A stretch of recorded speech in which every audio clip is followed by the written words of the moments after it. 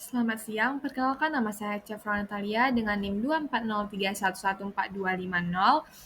Pada kesempatan ini, saya akan memaparkan tugas mata kuliah pengantar sains data yang diampu oleh Ibu Nur L. Goldamer, SSI MSI, dan Ibu Nindya Wulandari MSI. Dalam video ini, saya akan menjelaskan secara singkat mengenai konsep sains data, peranannya dalam analisis statistika, tahapan data sains, serta contoh penerapannya. Semoga penjelasan ini dapat dipahami dengan baik. Sekarang kita masuk latar belakang. Yang pertama, perkembangan teknologi memicu ledakan data. Sekarang hampir semua aktivitas kita itu menghasilkan data, dari media sosial, belanja online, sampai aplikasi sehari-hari. Karena teknologi makin berkembang, jumlah data yang dihasilkan juga jadi sangat besar, bahkan terus bertambah setiap waktu. Yang kedua, data beragam, terstruktur, dan tidak terstruktur. Data yang kita hadapi juga nggak cuma berupa angka di tabel, ada juga data berupa teks, gambar, video, dan lain-lain. Jadi, bentuk data sekarang jauh lebih beragam dan nggak semuanya bisa langsung dianalisis dengan cara biasa. Yang ketiga, dibutuhkan pendekatan ilmiah untuk analisis data. Kalau datanya banyak, tapi nggak diolah dengan benar, datanya jadi nggak ada artinya. Makanya dibutuhkan pendekatan ilmiah seperti statistika dan metode analisis yang sistematis, supaya hasilnya akurat dan bisa dipercaya. Dan yang terakhir, sains data hadir sebagai solusi pengambilan keputusan berbasis data. Nah, disinilah peran sains data. Sains data membantu mengolah data yang besar dan beragam tadi, supaya bisa menghasilkan informasi yang berguna dan akhirnya bisa dipakai sebagai dasar pengambilan keputusan yang lebih tepat. Karena data semakin banyak dan kompleks, tentu kita butuh pendekatan yang tepat untuk mengolahnya. Nah, pendekatan itulah yang dikenal dengan sains data. Selanjutnya, saya akan menjelaskan pengertian sains data. Jadi, sains data itu bisa dibilang sebagai bidang interdisipliner, karena nggak berdiri sendiri. Di dalamnya ada statistika untuk menganalisis data, ilmu komputer untuk mengolah data dalam jumlah besar, dan juga pengetahuan domain supaya hasil analisisnya sesuai konteks masalah yang dihadapi. Semua komponen ini bekerja sama untuk mengolah data mentah yang awalnya cuma angka atau teks biasa, menjadi informasi yang lebih bermakna. Tujuan akhirnya jelas, yaitu mendukung pengambilan keputusan agar keputusan yang diambil tidak berdasarkan asumsi, tapi berdasarkan data. Dari pengertian tadi, sekarang kita masuk ke bagian yang lebih praktis, yaitu bagaimana sains data diterapkan dalam analisis statistika. Yang pertama, analisis statistika. Dalam sains data, analisis statistika digunakan sebagai dasar untuk memahami struktur data, mengukur ketidakpastian, dan memastikan bahwa kesimpulan yang diambil bersifat objektif dan ilmiah. Yang kedua, eksplorasi data.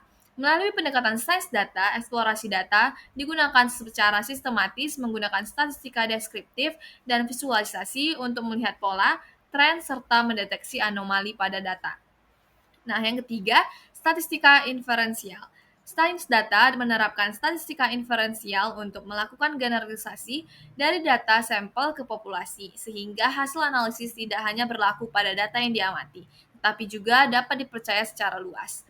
Dan yang keempat, pemodelan data. Dalam sains data, metode statistika seperti regresi dan klasifikasi diterapkan dalam pemodelan untuk menganalisis hubungan antar variabel dan menghasilkan prediksi yang dapat digunakan dalam pengambilan keputusan.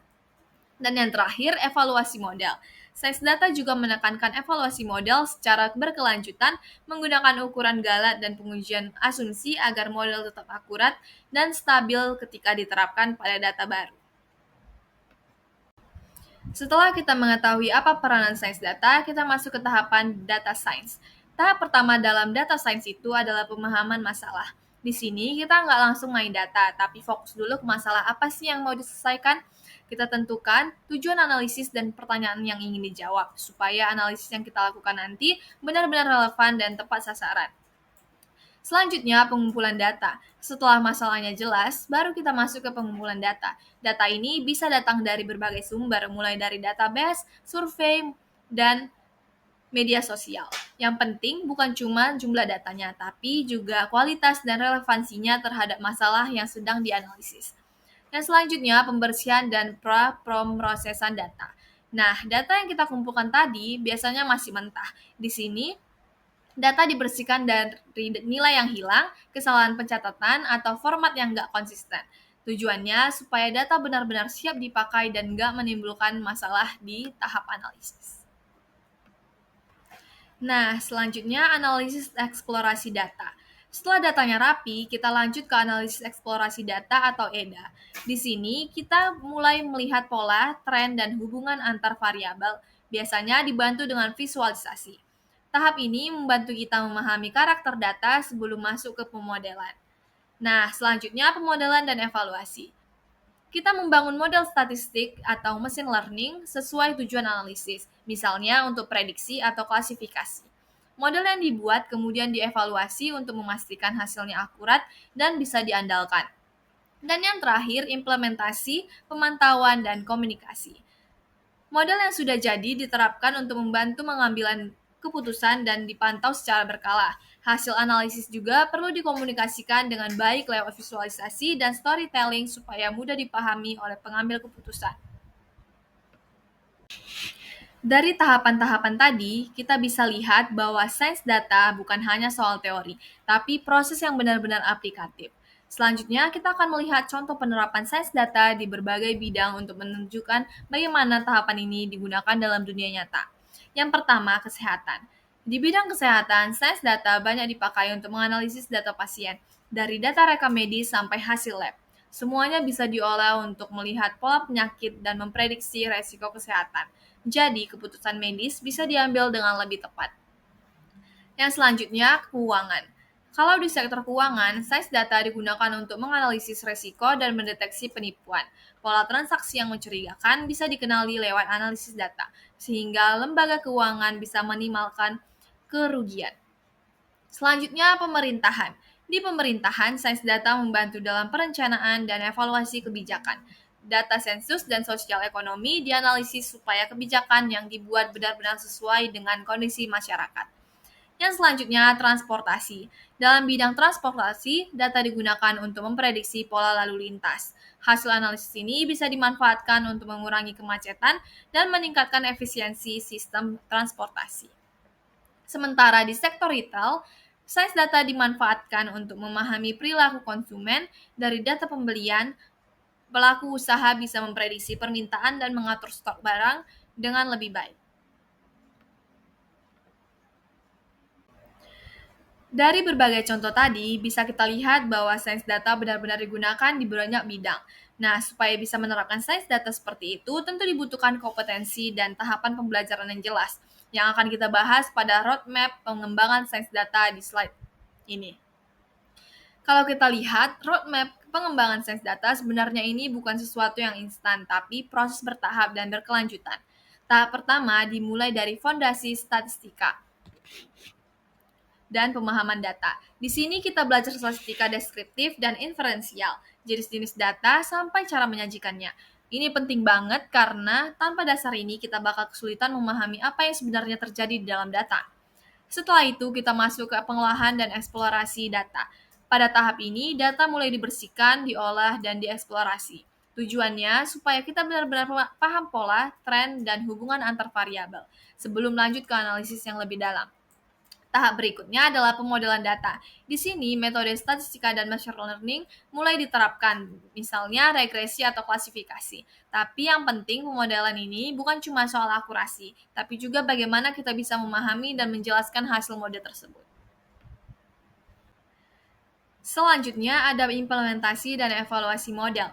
Model yang sudah dibuat diterapkan ke dalam permasalahan nyata, lalu dievaluasi kinerjanya. Selain itu, kemampuan mengomunikasikan hasil analisis juga jadi penting supaya hasilnya bisa dipahami dan dimanfaatkan oleh pengambil keputusan.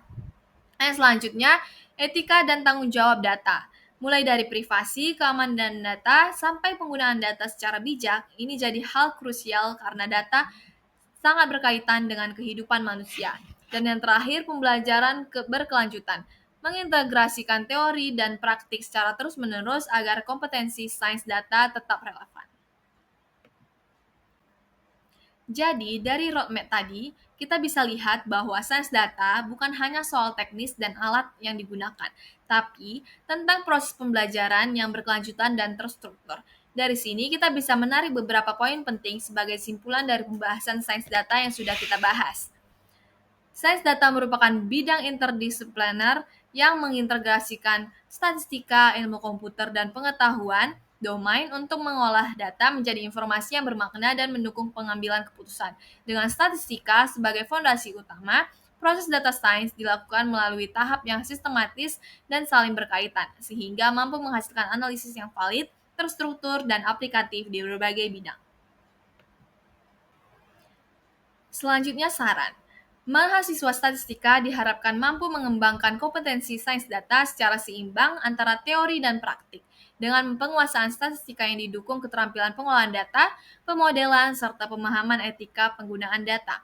Pembelajaran yang terstruktur sesuai roadmap dan dilengkapi studi kasus akan membantu mahasiswa memahami penerapan sains data secara nyata dan relevan.